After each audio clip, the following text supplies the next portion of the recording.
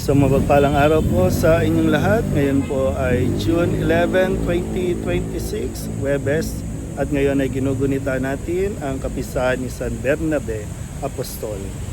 Ang ating po unang pagbasa at pagninilay sa araw na ito ay hinango mula sa mga gawa ng mga Apostol, chapter 11, verses 21 to 26 and chapter 13, verses 1 to 3. Noong mga araw na iyon, maraming naniwala at nanalig sa Panginoon. Nabalitaan ito ng simbahan sa Jerusalem, kaya't sinugo nila sa Antioquia si Bernabe.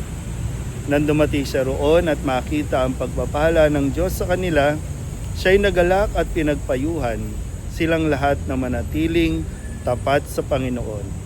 Mabuting tao si Bernabe, puspos ng Espiritu Santo at matibay ang pananampalataya, kaya marami siyang nadala sa Panginoon. Nagpunta si Bernabe sa Tarso upang hanapin si Saulo at ng kanyang matagpuan ay isinama sa Antioquia. 1 taong singkad silang nanatili roong kasakasama ng simbahan at nagturo sa maraming tao. At doon sa Antioquia, unang tinawag na Kristiyano ang mga alagad.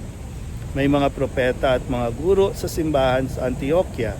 Kabilang dito sina Bernabe, Simeon na tinaguriang Negro, Lucio na taga Cirene, Saulo at Manain, kababata ng tetrarkang si Herodes. Samantalang sila'y nag-aayuno at sumasamba sa Panginoon, sinabi sa kanila ng Espiritu Santo, "Ibukod ninyo sina Bernabe at Saulo. Sila'y hinirang ko para sa tanging gawaing inilaan ko sa kanila." Pagkatapos nilang mag-ayuno at manalangin, ipinatong nila sa dalawa ang kanilang mga kamay at sila'y pinayaon. Ang salita ng Diyos.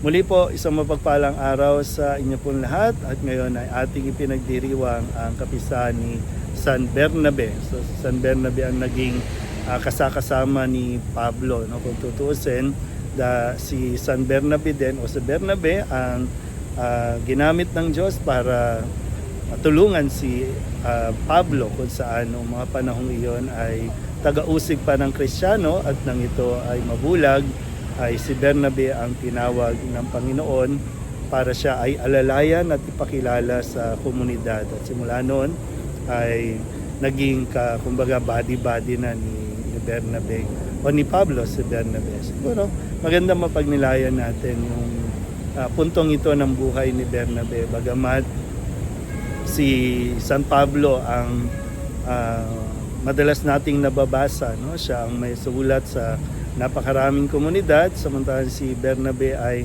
para bang on the side, no? Tahimik lang. Pero talagang maganda rin maisip natin yung mga Bernabe sa buhay natin, di ba? Yung mga kaibigan natin na tahimik lang pero sumusuporta, laging naririyan kapag mayroon tayong mga pagkakamali o kung naliligaw tayo.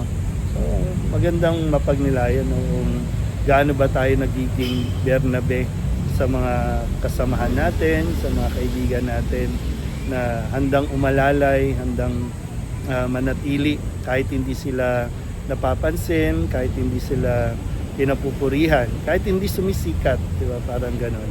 Na halimbawa ito ng buhay ni Bernabe na dapat natin ding tularan, lalo pa ngayon na para bang lahat ng kilos natin gusto natin na-acknowledge tayo eh. So marami nga na nagkakaroon pa ng depression dahil sa pangangailangan na mapansin o ma-appreciate, no? Pero sana sa halimbawa na sinasabuhay ni San Bernabe, ang maging focus talaga natin ay mailapit, no, ang mga tao sa ating Panginoong Jesucristo at hindi sa ating mga sarili, hindi patungo sa atin kundi kay Kristo. Kaya napakahalaga na kilalanin natin ng mabuti ang ating Panginoong Jesucristo at nang sa ganon ay malaman din natin yung pinakasentro ng ating pong bukasyon na muli, no, ang mailapit ang mga tao, ang maipakilala si Kristo sa mga tao at nang sa ganon ang mga tao naman ay mas mapalapit